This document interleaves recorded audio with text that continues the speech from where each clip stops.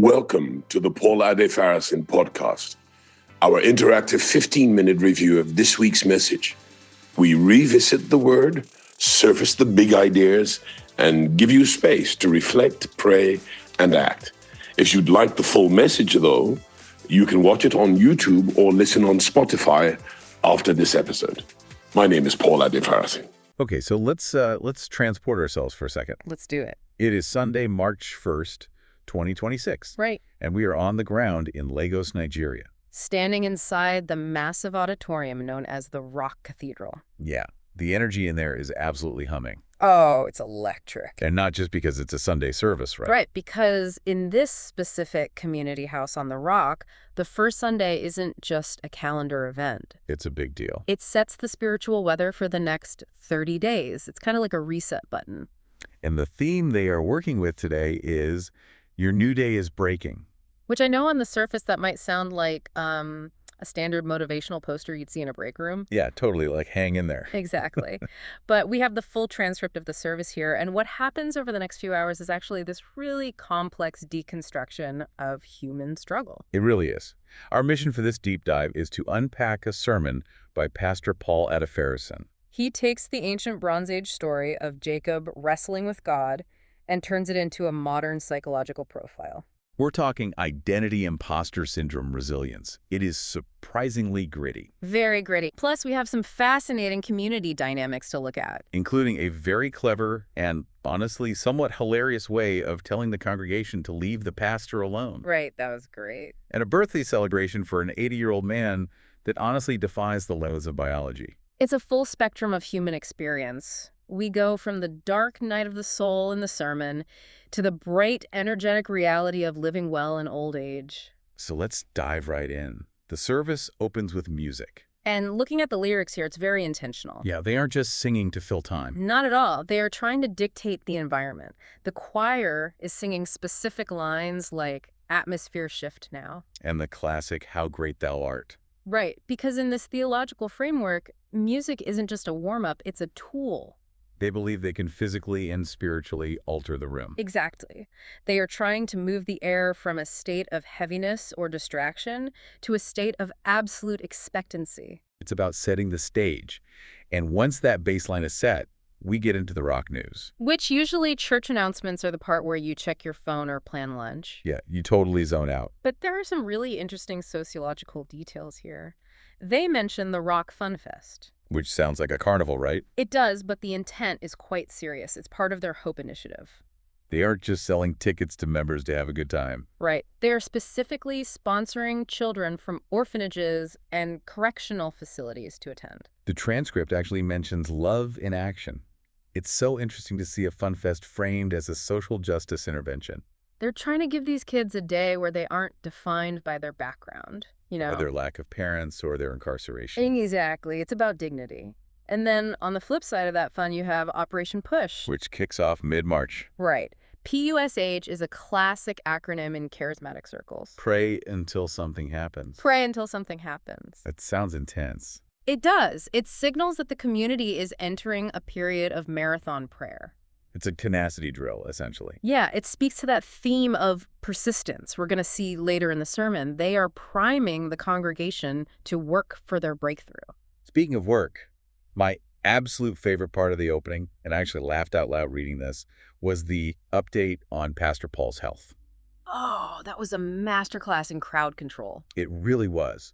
The announcer Ife gets up there and delivers what sounds like a very serious medical report. Right. She says Pastor Paul went for a checkup, and after extensive research, the doctors discovered that he is, in fact, a human being. It's brilliant. We have discovered our pastor is a human. And because of this shocking discovery, she calls him a limited resource. It's such a polite, humorous way of setting a hard boundary. They are telling the thousands of people in that room, do not ambush this man after the service. Just let him go home and nap. It humanizes the leader while protecting his time. But what's fascinating is how it actually segues perfectly into the main message. Yeah, the sermon is all about the limits of human strength and what happens when you hit a wall. So let's unpack that. The pastor takes the stage and introduces us to our protagonist, Jacob. Now, for those who might not be fresh on their Old Testament, Yeah. Jacob isn't exactly Captain America. No, he's a very complicated figure. He's not a clean-cut hero at all. The pastor describes him as a man who has been fighting since the womb. The source material lists his resume of conflict. He fought his twin brother Esau in utero. He came out grabbing his heel. Right. He fought his father Isaac to steal a blessing. He fought his uncle Laban for wages. And he fought himself. A lifelong brawler. He's a schemer, a grifter. He's the guy who always has an angle. And the pastor zooms in on one specific night in Genesis chapter 32. The location is a place called Peniel. The context here is super high stakes. Jacob is terrified. Because he's about to meet Esau, the brother he cheated years ago. Exactly. He thinks Esau is coming to kill him, so he sends his family away across the river for safety. He strips himself of all his assets, all his defense mechanisms. He is completely exposed. And the pastor makes a really big point about the night here. He says night isn't just a time of day. Right. He reframes night as a season. Yeah. It's the season of pressure, darkness, and uncertainty. It's that moment in your life where your resume, your bank account, and your cleverness can't help you. You are totally alone in the dark with your fear. And in that darkness, Jacob gets jumped. Or at least he starts wrestling. The text initially calls the opponent a man. They're wrestling in the dirt. But as the fight progresses, it becomes clear this is no ordinary man. The pastor identifies him as the pre-incarnate I am. So Jacob is essentially boxing with God. Talk about punching above your weight class. Truly. But here's the thing that always confuses me about this story, and the pastor addresses it. They wrestle all night. If this is God, why doesn't he just flick Jacob across the river? Why allow the struggle to go on for hours? Exactly. That is the core insight of the sermon. The struggle isn't about God trying to defeat Jacob. Because God could do that in a microsecond. Right. It's about God trying to change Jacob. If God just crushed him, there's no transformation. The wrestling match is a process of breaking down Jacob's self-reliance. And that breakdown becomes literal. Yeah. The man sees that Jacob won't quit, so he touches the hollow of Jacob's thigh. And dislocates his hip. The theology of the dislocation is fascinating here. The pastor argues that God had to cripple Jacob's ability to stand on his own. Think about the biomechanics. If your hip is out, you cannot balance. You cannot run away. Yeah. You cannot fight effectively. So what do if you can't stand? You lean. You have to put your full weight on the very person you are fighting. Wow, that is a powerful paradox. The injury forces intimacy. Exactly. The pastor points out that God weakens us to strengthen our reliance on him. And this is where Jacob's grit really shines. He's in agony, he's crippled, but he wraps his arms around this man and says, I will not let you go unless you bless me. That's that PUSH mentality we heard about earlier in the news segment. Pray until something happens. It is. It's stubborn faith. And there is a time element, too. The man says, let me go for the day is breaking. The pastor interprets this as a divine deadline. The new day is coming, and God cannot let Jacob enter this new season while he is still the old Jacob. Which brings us to the identity shift. This is the part of the sermon that I think applies to anyone religious or not. The wrestler asks, what is your name? Now, obviously, God knows his name. Right. He's not checking his ID at the door. No, it's a confession request. In that culture, your name was your character. Jacob literally means supplanter, trickster, swindler. So he's asking him to admit, I am a fraud. He has to own his Jacobness. He has to stop pretending. He has to say, I am the guy who cheats. That is who I have been. And the moment he confesses it, the moment he stops hiding, God changes it. He says, your name shall no longer be Jacob, but Israel. Which means Prince with God. It's a total rebrand. the pastor's argument, and this is key for you listening, is that you cannot receive the blessing of the new day while holding on to the old identity. You have to bury the trickster to raise the prince. It's interesting because the pastor actually connects this to imposter syndrome. He does. He talks about walking into that massive rock cathedral, which is a huge architectural marvel. And feeling like, do I really belong here? It's a very vulnerable moment. He's saying that often God's calling contradicts your current state. You look in the mirror and see Jacob, the mistake-prone human, but God is looking at Israel. The imposter syndrome comes from that gap between who you were and who you are becoming. Now, to really understand why this matters, we have to back up a bit. We need to talk about what Jacob was fighting for in the first place. The birthright. Right. I think for modern listeners, birthright just sounds like inheritance money. But the transcript breaks it down into 3 very specific things. This is crucial for the context. The pastor defines the birthright with 3 components. First, there is authority. symbolized by the scepter or the word. It means you are the CEO of the clan. You make the decisions. Okay, so leadership rights. Second is the double portion. Literally, you get 2 times the material wealth compared to any other sibling. I think most people would sign up for that immediately. Definitely. But the third one is the most important to the biblical narrative, the blessing. This is the spiritual covenant. It's the favor of God that flows from the Father to the Son. Jacob didn't care as much about the cows and the sheep. He wanted the spiritual weight. He wanted the connection to the divine promise. But he wasn't supposed to get it. Esau was the firstborn. This brings up that womb war concept the pastor mentions. Right. 2 nations are in your womb. That was the prophecy given to their mother, Rebekah. And the prophecy ended with a twist. The elder shall serve the younger. This leads to the crossed hands principle. This was a really cool visual for me. Can you explain that? So in tradition, when a father blessed his sons, he would place his right hand, the hand of strength and favor, on the head of the firstborn. But the pastor points out that throughout the Bible, God keeps crossing his hands. He bypasses the expected choice to bless the unexpected one. He lists a bunch of examples to prove this isn't a fluke. Right. Abel over Cain, Isaac over Ishmael, Jacob over Esau. Even later, Joseph, who was the 11th son, gets the double portion over Reuben the firstborn. So the theological point is that God is a disruptor of tradition. The point is that God's blessing isn't based on your ranking, your birth order, or your resume. He blesses what man might overlook or even curse. It's a message of grace. You don't have to be the firstborn, the most qualified, the most talented to get the blessing. Speaking of being unqualified, Pastor Paul gets extremely personal about his own resume in this sermon. He really does. He doesn't present himself as this lifelong holy man who floated down from heaven. Not at all. He talks openly about his past struggles. He mentions being addicted to crack cocaine. He mentions living in a car. He describes having a massive identity crisis where he didn't know who he was or where he was going. It's heavy stuff, but it gives him so much credibility when he talks about transformation. He's effectively saying, I am Jacob. I was the mess up.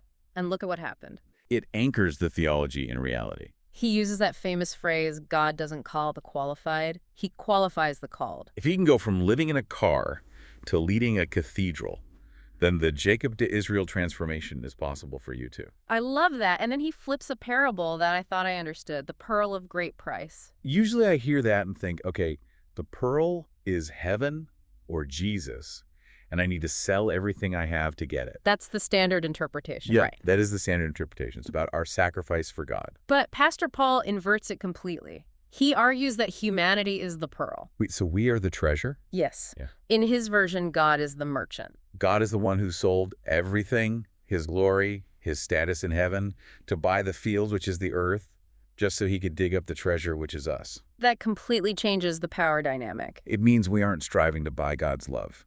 He already went broke to buy us. It's a massive statement on self-worth. If the merchant paid that higher price, the pearl must be incredibly valuable. He's telling the listener, stop acting like cheap glass.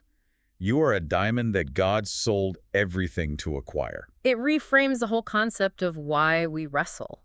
We wrestle because we are valuable enough to be fought for. That is a total mic drop moment in the sermon. But the service doesn't end on a high theological note. It ends on a very practical, very human note. We shift from the wrestling ring to a birthday party. And not just any birthday. We are celebrating Elder Victor Okereke, who turned 80 on February 26th. Now, based on the description in the source material, this guy is not your average 80-year-old. He defies the stereotype completely. The transcript describes him as looking 50. He's sharp, he's mobile, and he's incredibly active. There's this great detail about his morning routine. He drives himself to church at 5 a.m. He beats his wife to the shower. It's a very humorous moment, but it speaks to his discipline. He isn't being dragged to the service. He is leading the charge. His wife, Deaconess Helen, gets on the mic and jokes that he used to be a born Catholic who came to church late. But now at 80, he's the first one up for House on the Rock. It's a testament to that New Day concept again. He didn't just age, he evolved. He shifted his identity just like Jacob did. I really liked his quote about health. He says social connection is worth more than medication. That is profound wisdom.